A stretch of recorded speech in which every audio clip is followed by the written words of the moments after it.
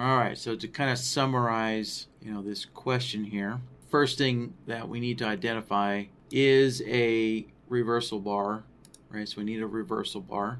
And then simply look back 2 bars. So if it's a reversal down, then you're going to take the bar low, and you want to identify when that bar low is broken. And the opposite here would be on this reversal up bar. You just look back 2 bars, take the bar high, right? So there we go. Just take the bar high. There we go. 2 bars ago. Take the bar high and identify when that gets broken. All right.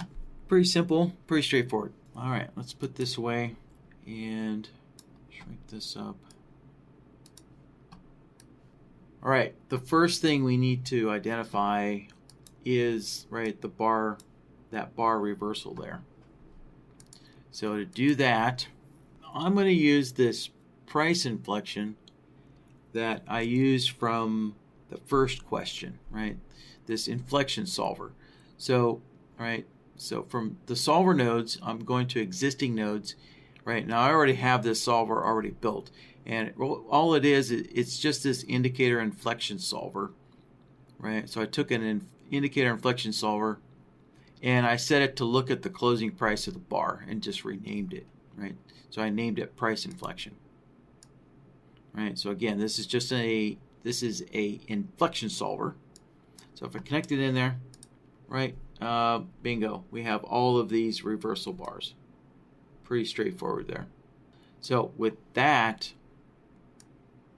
so when we get this situation, right, we can now look back 2 bars and grab either the bar high or the bar low. And I'll just throw another one on there for good measure. All right, so let's see here. So, yeah. So what we're going to need is a bunch of comparison solvers. All right, so let's see here. Yeah, I need to find another situation to work with here, and I'll explain in just a moment. Yeah, well, actually, you know what? This image here explains pretty good, right? This chart here. So we can see that actually in this screenshot, it seems to at least take 2 bars after the reversal. So we got the reversal, 1 bar and 2 bars. So yeah, this is illustrating, yeah, that's taking 2 bars after the reversal to break the previous, right, bars high or low. But right, but on my chart, I'm pretty much getting price broken here. Yeah, price is pretty much being broken on the first bar after the reversal, right? But sometimes it's going to take 2 bars. And that's what I'm trying to find here. An example where it's going to take 2 bars and simply, here we go. So if you have a really long wick, it could take an extra bar, right? So there you go. There's an example where we have a long wick and it took 2 bars here. So instead of the first bar, but the second bar. All right. And so getting back to here, when we get this reversal, sometimes, sometimes we're going to be, let me grab an arrow. Sometimes we'll be looking back 1, 2, 3 bars, right? But then other times, again, if this has a really long wick, we might have to be looking back, right? 1, 2, 3, 4 bars, right? So we're going to need one comparison solver that looks back 3 bars, right? So in this situation, looking back 3 bars, and then we'll need another comparison solver that looks back 4 bars, just in case, right?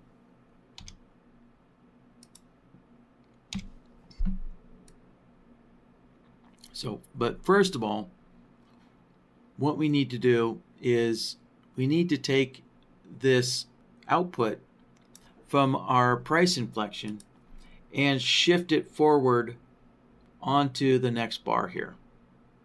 And let me just grab a little, actually I'll grab an arrow there. So we need to take this long output and shift it forward onto the next bar. All right, because this is the bar that we actually want to test. So to do that, I'm going to simply just use a look back node. And we're using the displacement of 1. So we don't have to change any settings. We're just going to use the default settings here. So I'll just call it just displacement of 1. That's what we're using. Right, so now you can see all of the bar reversal signals now were pushed forward 1 bar. Right, push forward 1 bar. And we're going to need to do that one more time. So if we look at this,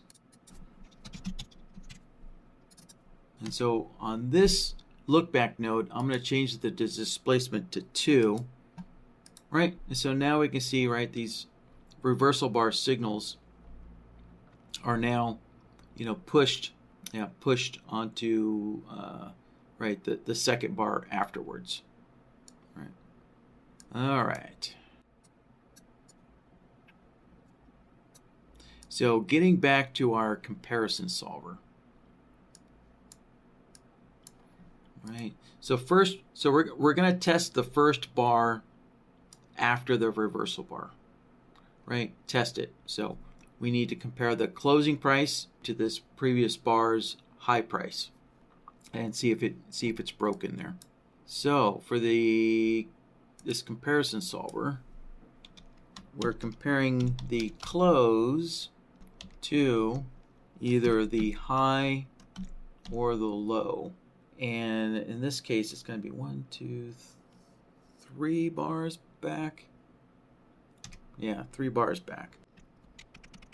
So we're taking the close of the current bar, right? So I'm using 0 in this bracket to denote that we're looking at the current bar's closing price, and then I'm using a 3 here to denote that we're counting back 1, 2, 3, right? So we're grabbing the higher low of 3 bars back, right? So that's my naming convention there, and this is basically a NinjaScript naming convention. So this actually comes from NinjaScript, so it's not something I made up, but it's basically a programming kind of terminology there. So input A, that is going to be the bar price, right? So the type is going to be price, and we want to look at the closing price, like so, right? And we're looking at the current bar, and so the look back period is going to be 1. So there's no such thing as a 0 look back period, right? So this programming term of using 0 index versus a period, there's a difference there. There's a one offset. So you can't have a 0 period anything, right? Obviously a 0 period SMA would break, right? It would never work. So period, so when you're using a look back period, the minimum is going to be 1. All right, so you just have to do a little bit of translation in your head there. All right, so input B, that's going to be price as well, but for a long situation, right, we're using the bar high, right? We're going to grab that bar high for a long signal, and over here, if it's a short signal, we're using the bar low, right? So for a long, we're going to use the bar high, and if it's a short situation, we're using the low. And now we just need to set our look back period, right? And so we're using a look back period of 4. So, and let's see. Now, so if we kind of look here, we kind of have to, remember we're only looking at this one node here, so this isn't going to look exact, but if we do look at this, right, we're getting a long output whenever the close is above the high of 3 bars back, right? So it's comparing this to that. And if we keep going, right, we're comparing that close to that high. And if we keep going, we're comparing that close to that high, right, so on and so forth. Right, so now you can see how this makes sense. So now we need to take our, basically our reversal bar signal here, right? So there's our reversal bar signal, and combine it with our comparison solver here. So when we do that,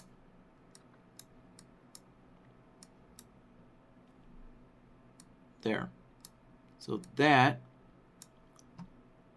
is, yeah, that is our, basically that's our signal right there. So let's see, let's take a look at this. Actually, yeah, it's gonna be something like, actually no, it's gonna be that, right? Yeah. Yep, there we go. All right, so now sometimes, right, sometimes as we discovered, let's see here. Yeah, let's mark a few of these others here. All right, let's scroll back. All right, so here we go. All right, so here's the example where, right, we're only testing the first bar after the reversal, right there. So sometimes we need to test the second bar after the reversal. So that's what this is going to be down here, down below, right? So we need to make another comparison solver, but this time we're going to compare the current close to now the higher low of 4 bars back, right? So we're going to increment this look back period, you know, so that it's looking 4 bars back, right? So what I'm going to do is I'm going to take a little shortcut here. I'm going to go to the Solvers tab, select my comparison solver, make a copy of it, and let's see, let's adjust the name here first so we don't forget that.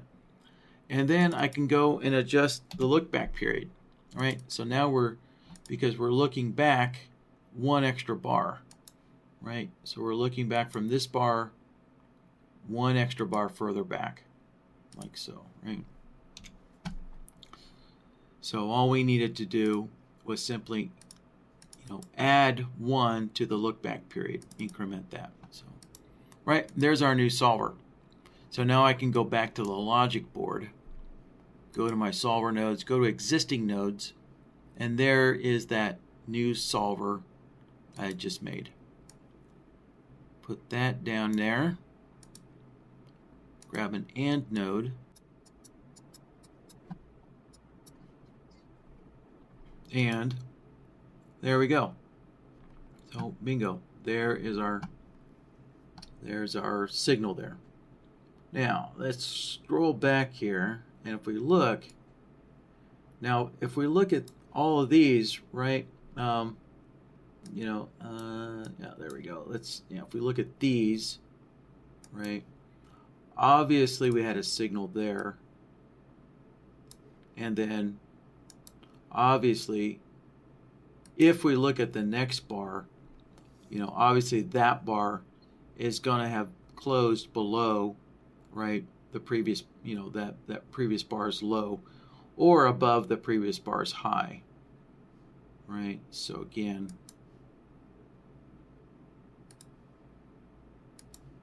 we're going to get basically double signals here. So we can see those double signals when we use an OR node. So if we combine, right, both of these together there, yeah, there we go. So we're going to get double signals. Oh, actually here, over here, here we go. Here's a situation where, right, it took that second bar after the reversal.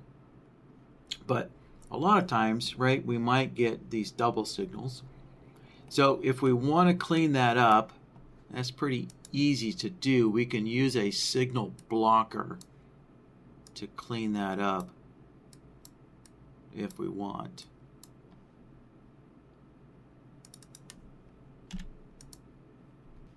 There, so I just took the signal blocker and I took the block signals 4 and set it down to 1. You know, because when we got these double signals, right? Let's take a look here. When we have these double signals, we only needed to block one of the signals, right? We only needed to block just one, right? Just block the second one. So there isn't a third signal that needed to be blocked, right? There's only that second one. So we only needed to block 1 there. So I can just knock that down to 1, like so. All right.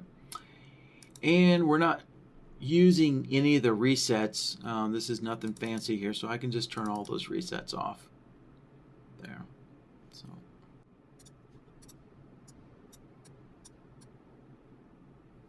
All right, so there we have it. Pretty straightforward there. All right, so to kind of summarize what we did here, right, is we took, the key to this was the reversal bars, right? So we took basically the reversal bar, condition, and we shifted it forward onto the next bar, right? So we took the reversal bar signal, shifted it onto the next bar.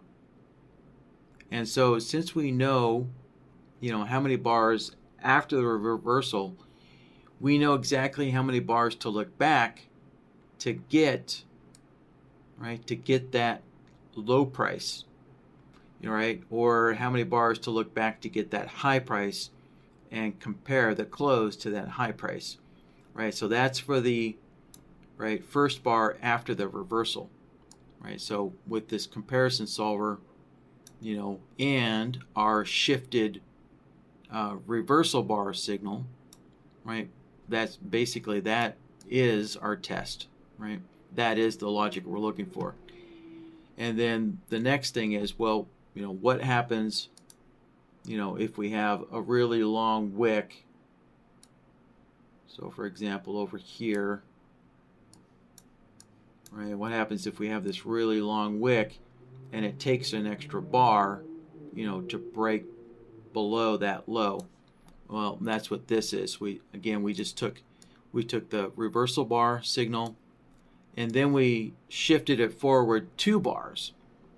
And then with our comparison solver, we know now that we need to look back 1, 2, 3, 4 bars to get the low of that 4th bar back and compare the closing price. Right. So, if you're doing something like this, you might need another set of logic. So, maybe it takes, 3 bars after the reversal, right? So if it takes 3 bars after that reversal, then you'd need another group of logic here, right? Where you're taking the reversal bar, shifting it forward 3 bars, and then adjust another comparison solver and create another, group of logic there, right? So, and there's probably, the screenshot that was sent in didn't say anything about, let's see if I can find an example here. Yeah, here we go. So we have every once in a while, right, you might get a bunch of reversal bars in a row, like so. Right. So, but nothing was mentioned about dealing with a bunch of reversal bars. So, so that kind of situation was just ignored in this solution here. So, see, Stevie's asking, in this case, the entrance will be in the 3rd bar. Well, correct. Yeah, there's a common misconception in NinjaTrader that somehow you can magically get in on the bar that generates the signal. You know, really, when a bar closes, actually, the simplest way to put this is the way NinjaTrader works is that a bar never closes until the next bar opens, right? A bar cannot close until the next bar opens, right? So the opening of a bar is the action that actually closes the previous bar, all right? So even with time-based bars, even with minute bars and second bars, right? A minute bar will stay open. It'll never close until the next bar opens, right? So, if you want to see this, just watch the overnight session where there's you'd want to watch, an instrument like a stock. Yeah. A good example would be watching, probably one of the S&P 500 stocks. Watch it as it trades overnight and use a minute bar. And you'll see that minute bars can sometimes get left open for 2 minutes before they actually close, right? A minute bar will not close. It'll stay left open for sometimes 2, even 5 minutes. Because if there's no trade data to open the next bar, then that minute bar will never close. It'll just stay open forever until the next bar opens, right? So getting in on the next bar is the same thing as getting in at the close of the signal bar. Right? It's really the same thing.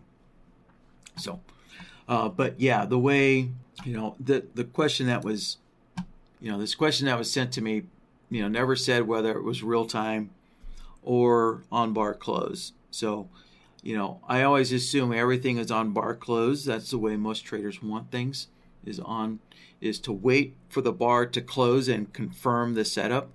So so this was, well, actually, let's see. I think, you know what? This actually should work in real time as well. Yeah, this will work in real time.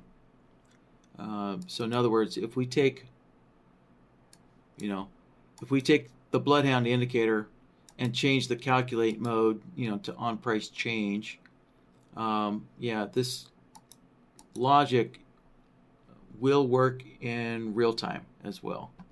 Yeah. All right. So that was Stevie's follow-up question there.